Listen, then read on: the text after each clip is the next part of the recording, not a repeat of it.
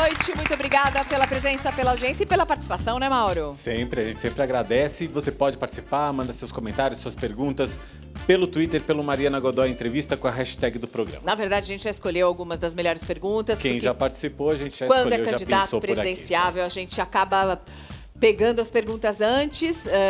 Mas você sabe que eu gosto muito de ler os comentários do pessoal enquanto o programa tá no ar. Eu acho bem bacana também. É muito bacana. A gente fica trendando no Twitter, porque a gente está entrevistando os melhores colocados na última pesquisa Ibope. Ciro Gomes, aliás, na última, aparece com 8% das intenções de voto num cenário que não tem o ex-presidente Lula e que é o mais provável. Ciro Gomes é meu entrevistado de hoje. Fica aí, porque você tá com o pé quebrado? O que aconteceu? Não, pessoal... Fui ajudar o Neymar, mas... Não, mas falando sério, brincando com o Gael, meu filhinho, de 2 anos e meio, escorreguei no tapete, nada tão heróico. Agora, Ciro, falando sobre a última pesquisa, você com 8% num cenário sem o ex-presidente Lula, atrás de Bolsonaro, que está em primeiro, e Marina Silva em segundo. Te surpreende o resultado? Não, pesquisa, na verdade, é um retrato do momento. Isso é uma bobagem que se repete, mas de fato é isso, e a vida é filme. Então, a nossa população está sofrendo muito, desemprego em massa, violência, problemas graves na saúde, de corrupção, etc. E a população não está muito ligada ainda na política. Chega um pesquisador, induz a pessoa a refletir com essa variável, se o Lula é ou não é candidato, isso tudo vai distorcendo as coisas. De maneira que é preciso trabalhar com tranquilidade e apresentar um projeto que responda concretamente às questões do povo e esperar o resultado com tranquilidade. Se o Lula não for candidato, já saiu hoje na Veja, na coluna do Maurício Rangel, no Radar, que se Lula não for candidato, Lula é Haddad, Haddad é Lula, ele vai tentar transferir votos e o Haddad, Fernando Haddad, que foi prefeito de São Paulo, seria o candidato. A sua campanha, você tem pessoas que trabalham para você, analisando todos os dados.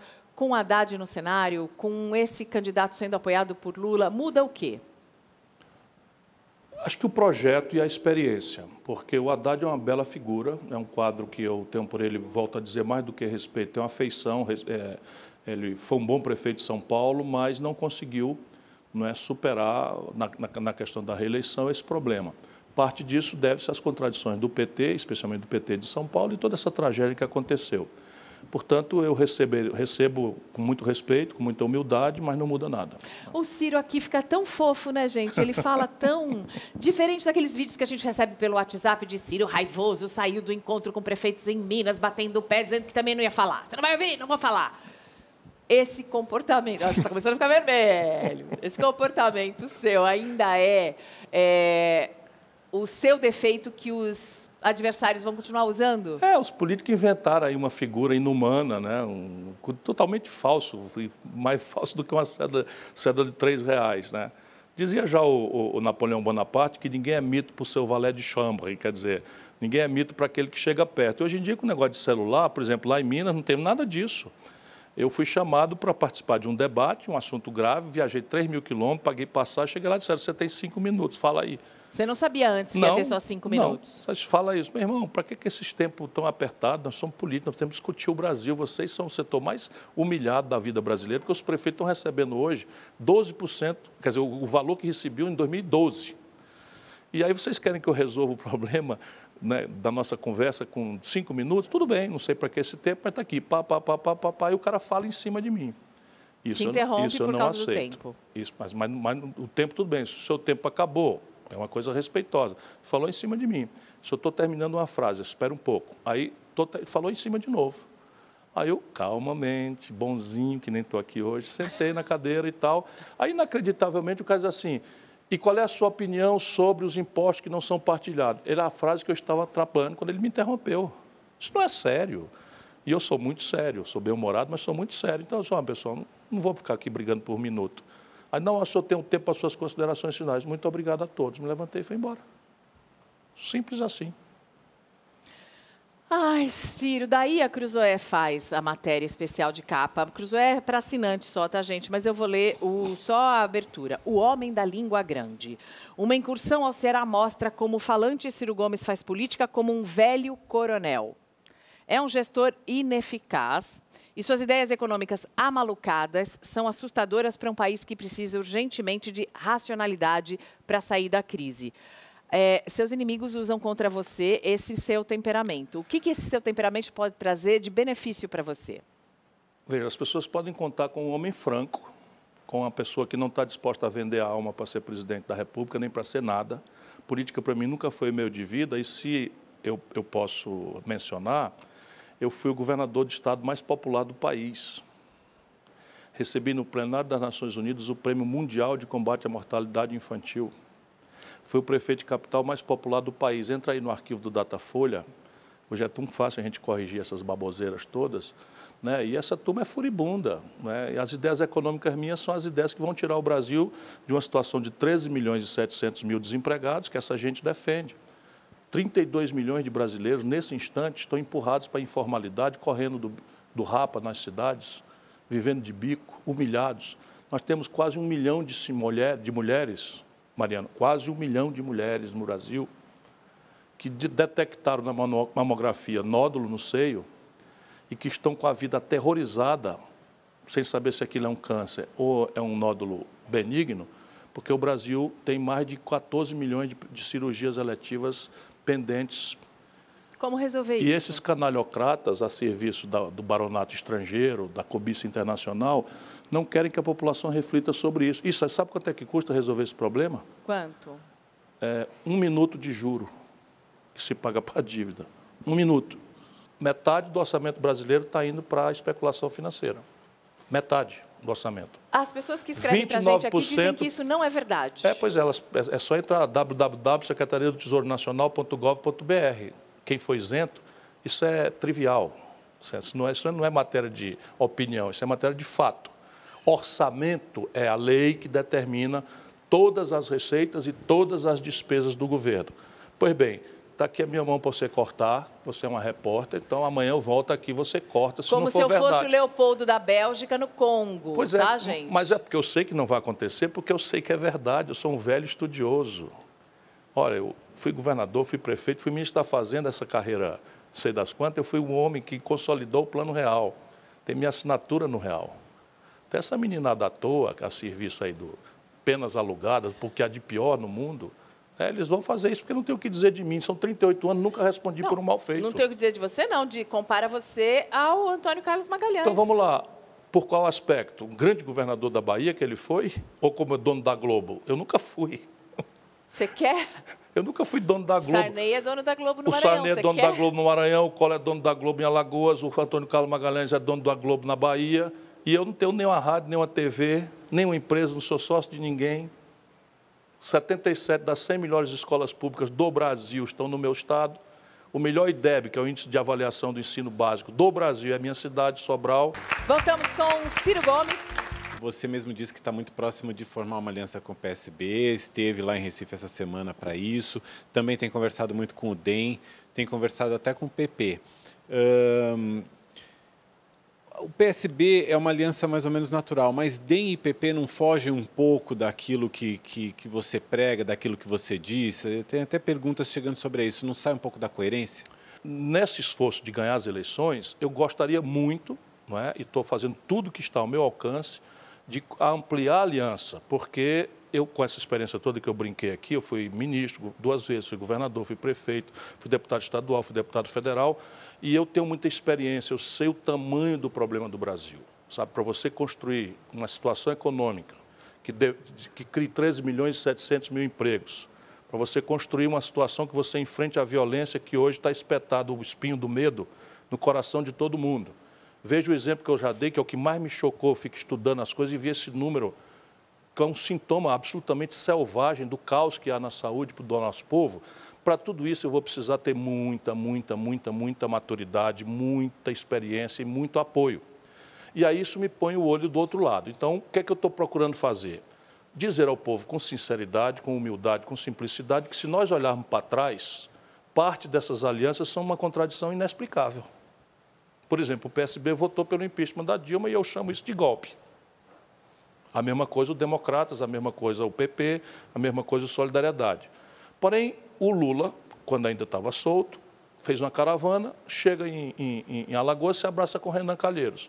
Ou seja, o partido que diz que houve um golpe, que foi vítima do golpe, se autoriza a abraçar todo mundo e quer interditar a minha responsabilidade, porque na medida em que o Lula foi preso, que essa tragédia está acontecendo com o PT, A minha responsabilidade agora está muito mais grave. Eu tenho que proteger o Brasil desse pulo no escuro, desse salto no abismo de um fascismo militarista, extremista, né, que explora o justo medo da população, a indignação do povo com a corrupção, a golpe de frase de efeito, que nunca administrou uma bodega das pequenas, propõe distribuir arma para todo mundo, quando ele próprio foi assaltado no Rio de Janeiro. Ele é um capitão do Exército, todo mundo sabe que eu estou falando do Bolsonaro.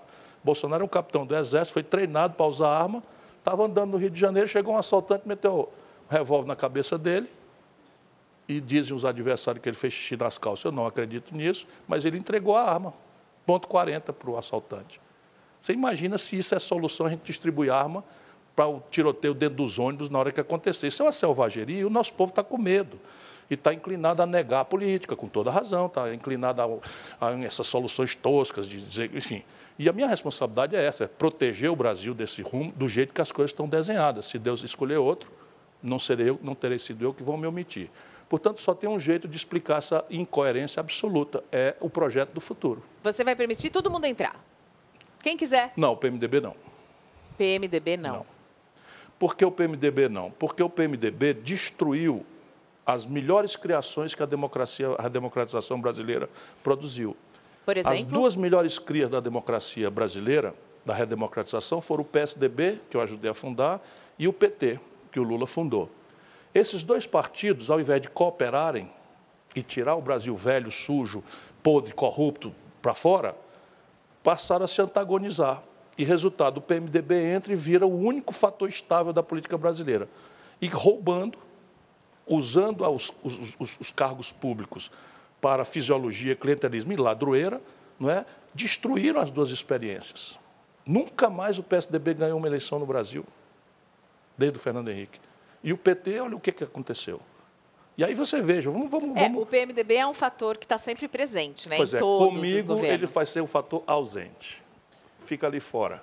Ô Ciro, mas aí a gente aproveita até para fazer a pergunta do Thiago Caramês. Ele fala o seguinte: você sempre se refere ao PMDB como um foco de desestabilização de governos desde o Fernando Henrique e que por isso irá desmontá-lo. O que garante que partidos como DEM, PP, Solidariedade não se articulem do mesmo jeito para agir assim com você, já que eles são feitos mais ou menos da mesma matéria-prima? Esse é um risco, não é, que a minha experiência quer prevenir. Então, a minha conversa com eles, e vamos ter clareza, nesse momento eu estou especulando só porque eu quero fazer tudo à luz do dia, para que ninguém seja amanhã surpreendido por qualquer tipo de oportunismo. O presidente do Brasil não precisa de um presidente fraco.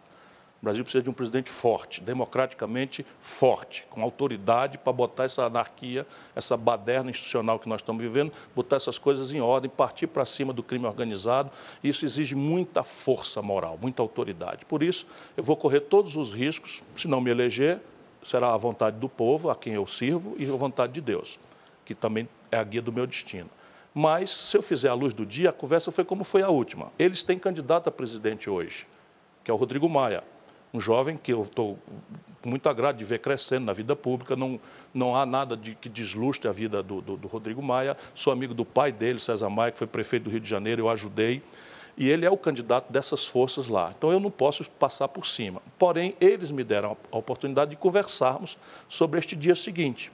E eu fui, tivemos um jantar e foi uma coisa muito séria. Por mais que as pessoas duvidem, têm razões para duvidar, nós conversamos sobre modelo tributário, modelo previdenciário e começamos a achar determinadas convergências. E eu disse exatamente isso para eles: olha, nós precisamos construir um presidente forte e podemos estar fazendo história, porque se nós conseguirmos êxito nisso, nós teremos criado, pela primeira vez da redemocratização para cá, um eixo de poder que dispensa o PT e o PSDB e cria um ambiente para a gente desmontar essa máquina de chantagem e de corrupção em que se transformou a maioria do PMDB, sempre lembrando que eu também conheço muita gente do PMDB muito séria, com quem eu andaria com muita honra e prazer em qualquer lugar. Cito sempre o Requião, não é, no Paraná, cito o Jaba Vasconcelos em Pernambuco, cito Mauro Benevides, o velho senador, deputado federal, meu colega lá do Ceará. Foi nesse jantar que você se comprometeu a pedir desculpas para algumas pessoas? A turma das revistas aí misturou alho com bugalho. Eu nunca me preocupei na vida em pedir desculpa de coisas que eu considerar na minha consciência de que eu errei. E como eu sou um homem da luta, não é, eu muitas vezes acertei, talvez desproporcionalmente, pancadas e tal. E se a minha consciência me indicar, não é para ninguém deles, nem por outra qualquer razão, eu gosto de fazer isso. Sabe, me faz bem para a minha alma pedir desculpa. Pô, errei, me desculpe, me entenda, por favor. Meu motivo não foi subalterno, não foi criminoso, mas passei da conta, não custa nada. Mas eles misturaram na revista um alho com bugalho. Eu pedi, houve um episódio em que era assim, o ACM Neto me disse, olha, o Paulderney odeia você. E eu disse, eu compreendo. E aí eu falei, não para ofender o Paulderney, mas era para denunciar a compra de votos do tempo do Fernando Henrique, para a reeleição. Mas a mim não me custa nada, fui colega dele, tomar o telefone e pedir desculpa para o Paulderney. Ao Paulderney Avelino do Nenhum problema. Aí diz assim, não, mas tem outras pessoas e tal. Aí é outro assunto. Não, você faça uma lista para quem você quer que eu ligue, não é para pedir desculpa, porque também não precisa pedir tanta desculpa assim. Muito menos para as posições que tomamos. Eu considero que o Brasil está sob um golpe de Estado. E eles consideram que foi um impeachment legítimo. Isso não tem desculpa que resolva. Isso é insolúvel. Portanto, só tem um jeito, é fazer um entendimento para o futuro do Brasil ao redor de uma coisa muito clara. Um projeto nacional de desenvolvimento que, na minha opinião, deve se comprometer com os interesses práticos de quem trabalha e com quem produz. Olha, Ciro, você considera que houve um golpe de Estado no Brasil, mas ele foi feito por meios legais ou constitucionais e com o aval do STF? Como fazer para não ficar sozinho nesse discurso, para não ficar refém? Não sei, será que PP... DEM, PS... Será que não... PSB. Será que não estão por trás também fazendo alguma coisa e depois você correu o risco de ficar isolado? A atividade que eu escolhi como vocação é arriscada, bastante arriscada, mas eu já te disse outra vez que eu não quero ser presidente da República deixando a alma no caminho. O Brasil não precisa de um presidente fraco. O presidente fraco está aí o Temer, está aí o Macri, na Argentina, recém-constituído, fez tudo que a vassalagem da prepotência dos interesses do baronato internacional no qual fez e estão lá agora querendo comer o fígado dele. É uma coisa muito difícil, não é, para um cara experiente como eu. Não é? Eu brinquei até com muitas vezes, eu não sou a Dilma. O Ciro levou essa experiência, você levou essa experiência para esse encontro recentemente com o mercado financeiro. Por que com o mercado? O Ciro citou o Macri da Argentina.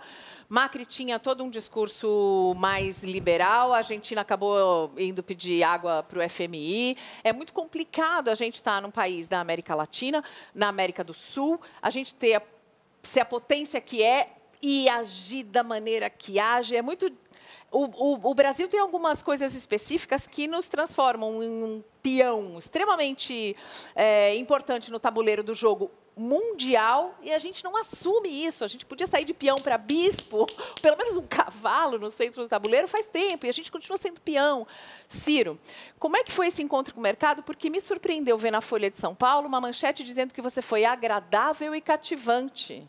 Cirinho Paz e Amor, gente. De Cirão da Massa foi para Cirinho Paz e Amor? Paz e Amor não, eu sou da luta. Agora, eu não tenho inimigos que eu escolha. Então, eu fui dizer ao mercado o seguinte, eu não quero a simpatia de vocês, eu vim pedir confiança. Por quê? Porque 50 pessoas, fulano, beltrano, cicrano, eu acho em qualquer bairro, de qualquer cidade do Brasil, e tenho muito prazer de abraçar, de carinhar, porque esse é o meu povo, pensando em voto. Mas vocês, disse eu para eles, vocês são líderes. Mas você é contra o mercado? Como é que alguém pode ser contra o mercado? O mercado é uma essencialidade da vida humana. Você vai desfazer tudo que foi feito dos acordos do pré-sal, por exemplo? Sim, pronto. Então, veja bem, no mundo do petróleo, existe 80% desse mundo do petróleo são estatais e 20% um oligopólio dos países, das empresas privadas que não têm autonomia nos seus respectivos países de petróleo e se puseram a serviço dos seus países a predar o petróleo dos outros. Qual é o caminho que o Brasil deve usar? Nesse momento, a Noruega, que tem um estatal chamado Statoil, que essa gente que nos governa de forma corrupta e entreguista e antipobre, vendeu o campo de Carcará por $1,35 um barril. É evidente que está errado. Mas eu estou dizendo com clareza, o que quer dizer que eu respeito o mercado. Eu vou comprar de volta todos os campos que forem entregues aos estrangeiros por esses corruptos que estão nos governando, sem autorização popular, com as devidas indenizações. Temos algumas perguntas que chegaram pelo Twitter, mas eu gostaria de fazer uma sobre... Você disse que ia pagar a dívida, e a Denise Campos de Toledo perguntou, como vai pagar como? Pagando. E só usaram esse trecho. Depois você explica como o Brasil pode pagar a dívida. Dívida pública não é para ser paga o volume todo, porque ela, por definição, é o lugar onde se hospeda a poupança de longo prazo da sociedade. Então, o problema da dívida de uma nação não é propriamente o seu tamanho, mas o seu perfil. Então, você tem um problema de estoque, que é quanto eu estou devendo, e um problema de perfil é quanto vence hoje. Então, o problema da dívida brasileira ainda não é o tamanhão, que já está ficando grande demais, quase 5 trilhões de reais. O problema é que vai puxar para cá, puxar para lá, puxar para cá, 26% dela, ou seja, um quarto dela, estão vencendo em 4 dias.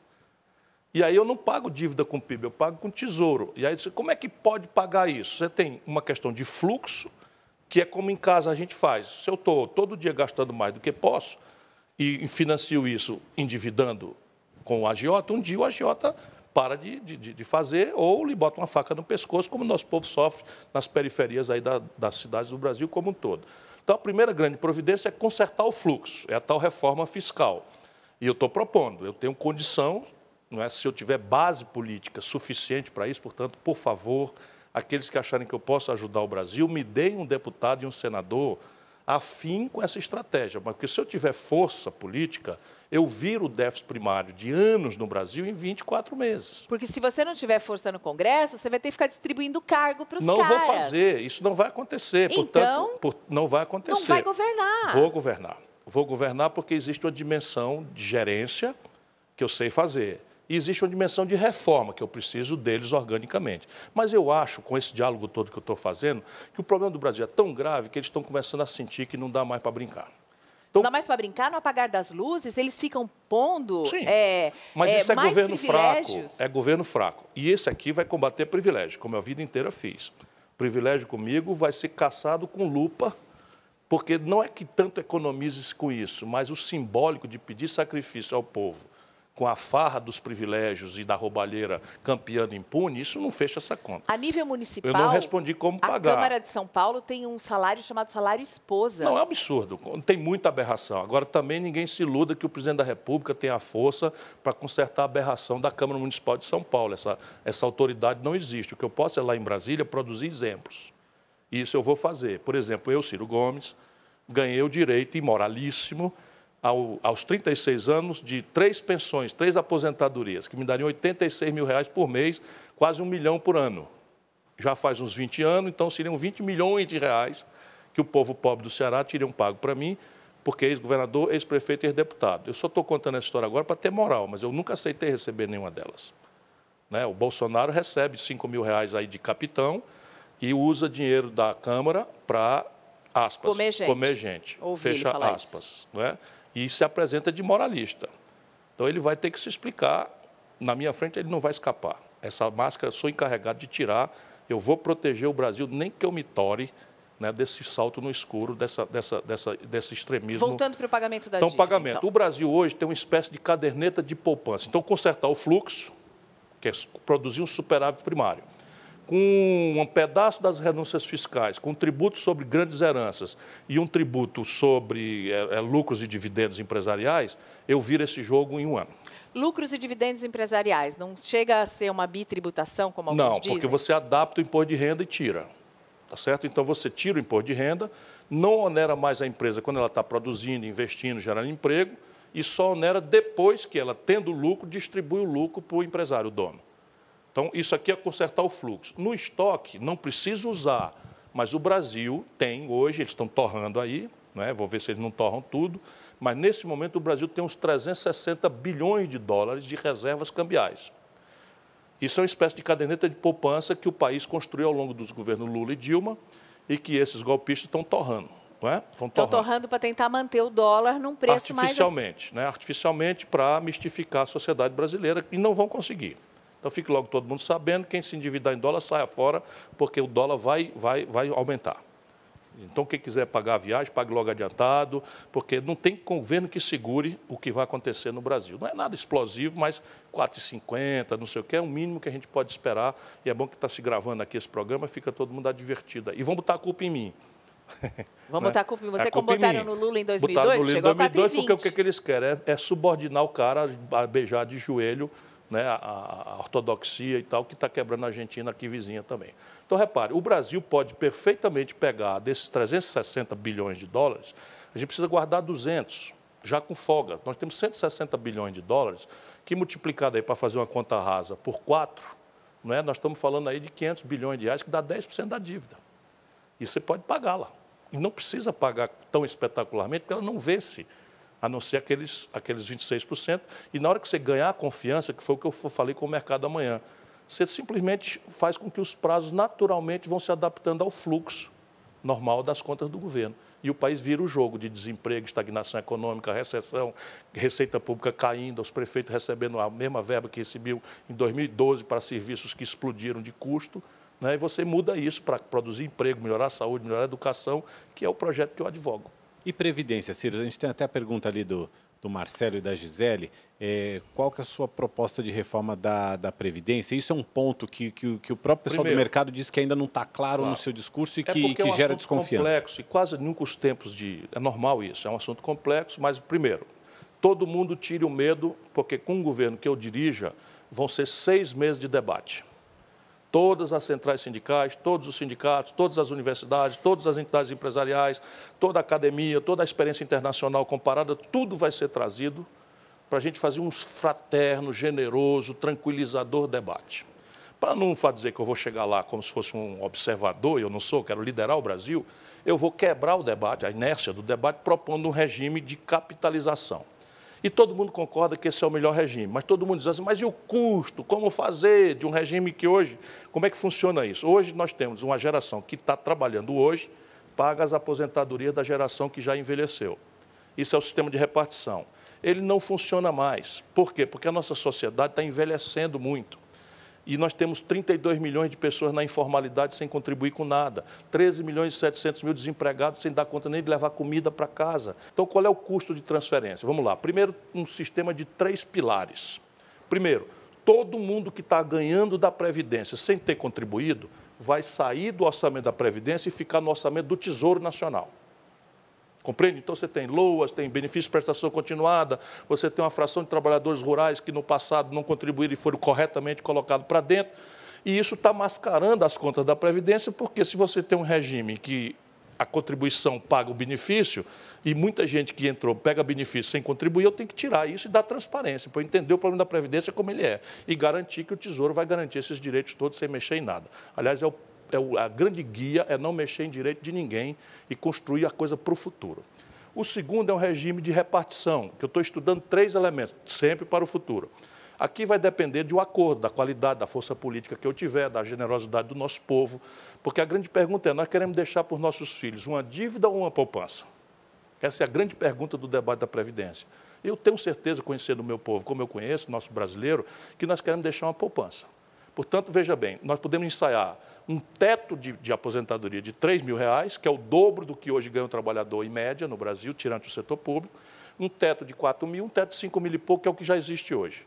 Se for 3.000, a transição é mais rápida e o custo menor. Se for 5.000, a transição é mais lenta e o custo maior. Aqui é o de transição.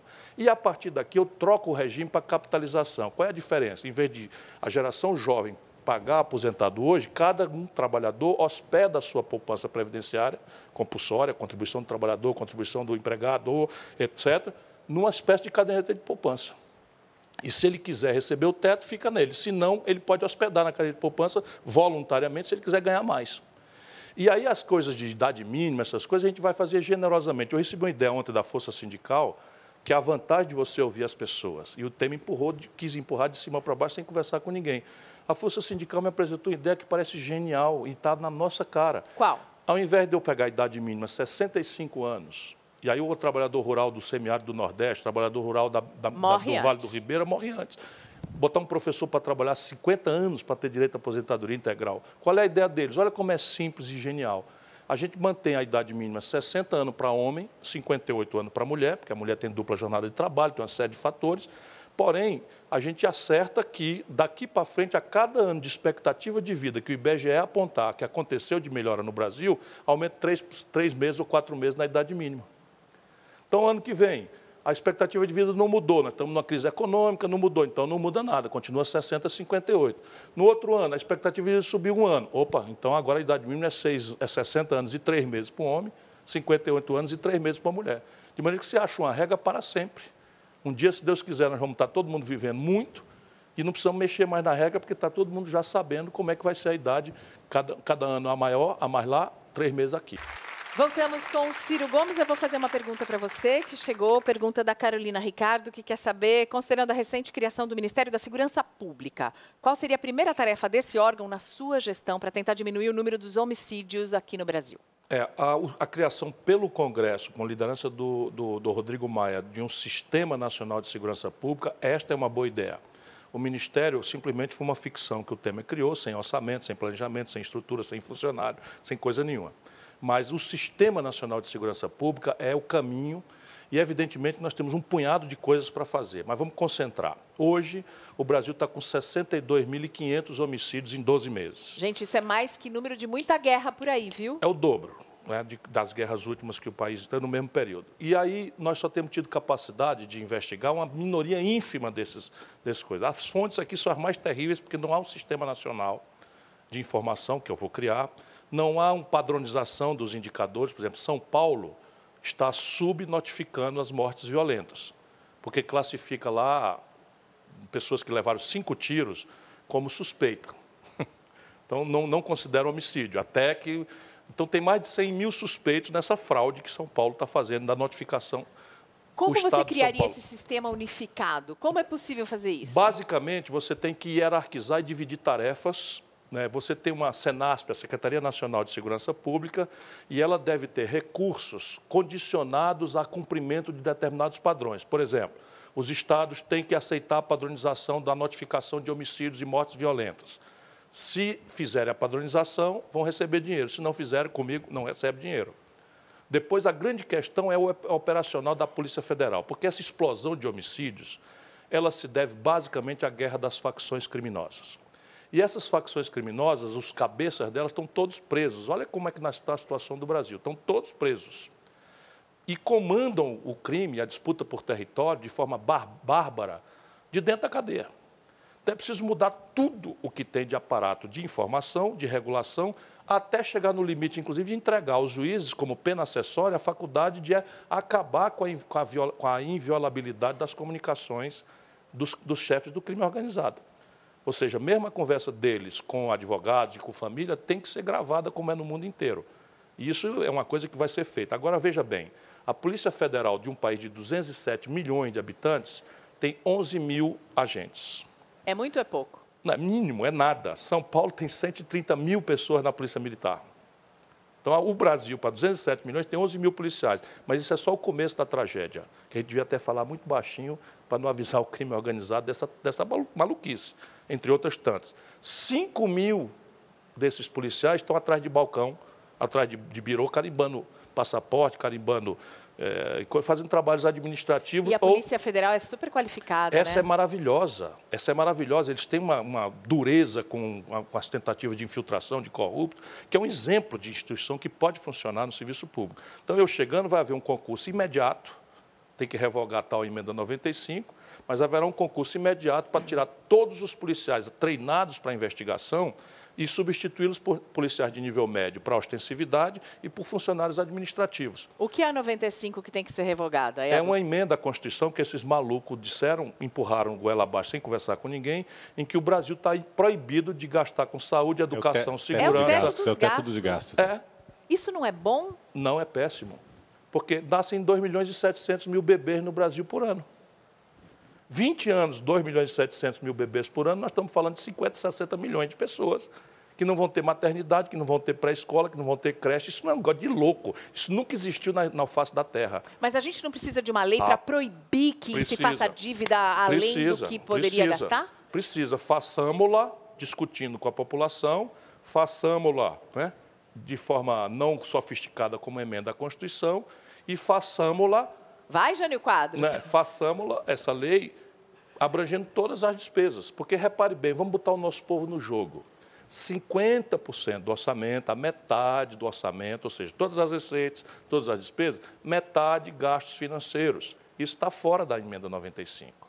29% Previdência Social, em que 2% dos privilegiados levam 1/4 de todos os benefícios. Está fora. Onde é que entrou? Educação, saúde, segurança pública, que são as tragédias do nosso povo, ciência, tecnologia, estrada, porto, aeroporto. Você imagina o Brasil passar 20 anos sem dar manutenção nas estradas, Mariana? Como os portos não vão ter a modernização. Isso é uma loucura, não vai ser cumprida já agora. Ela é matematicamente incongruente. Então tem que revogar, mas voltando para a segurança, a grande questão aqui é reforçar a capacidade de inteligência, contra-inteligência e investigação. E encerrar essa mistificação grosseiramente desrespeitosa de que nós vamos resolver problema de crime com aparato.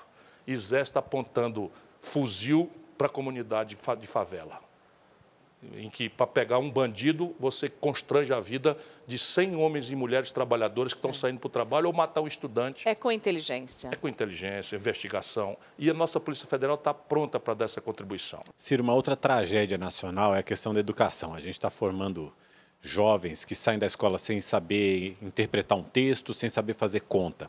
Aí eu aproveito para te fazer a pergunta do Rodrigo Costa. Ele fala: quais as experiências de educação no ensino fundamental do Ceará que podem ser levadas ao Brasil inteiro?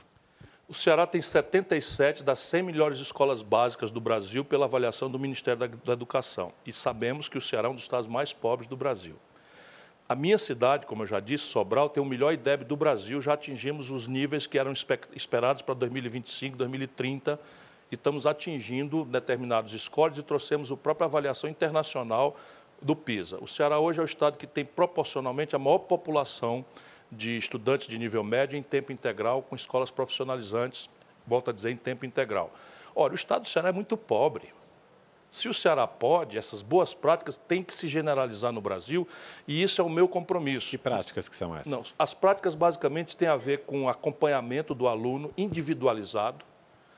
O tempo série, nós acompanhamos, nós não deixamos, não fazemos progressão automática e não deixamos o aluno se frustrar com a repetência, porque é a maior causa de evasão. Então, nós fazemos, se o aluno tem dificuldade, nós o acompanhamos individualmente. E o qualificamos e o retreinamos, inclusive para situações especiais, como autista. Nós temos um professor para cada autista. Isso tudo é perfeitamente possível de fazer se você tiver prioridade. E isso é, para nós, a prioridade. Isso não se faz em curto prazo. Então, a tarefa aqui, basicamente, é de duas naturezas. Uma é mudar radicalmente a qualidade da escola.